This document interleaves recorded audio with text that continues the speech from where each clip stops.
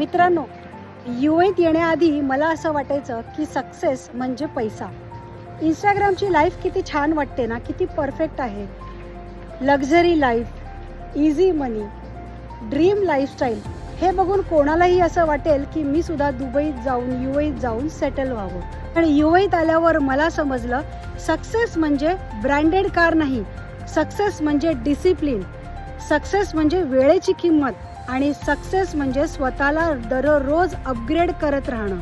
इथे तुम्ही कोण आहात, कुठून आलात, तुमचा धर्म जात काही विचारलं जात नाही, तर तुम्ही किती प्रोफेशनल आहात, तुम्ही किती सिन्सिअर आहात आणि तुमचं काम किती स्ट्रॉंग आहे ते पाहिलं जातं. तुम्ही विचार करा, ऑल ओव्हर कंट्रीतली लोक दुबईसारख्या बिझनेस हबमध्ये स्वतःला सक्सेसफुल बनवण्यासाठी येतात.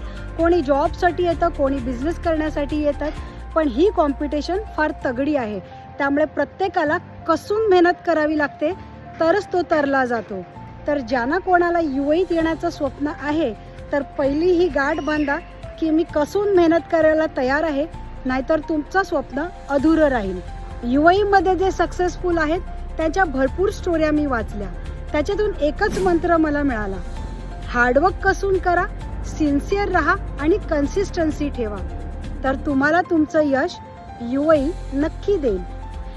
तुम्ही UAEमध्ये असाल किंवा UAEमध्ये येण्याचं स्वप्न बघत असाल तर कमेंटमध्ये लिहा रिलेट. थँक्यू.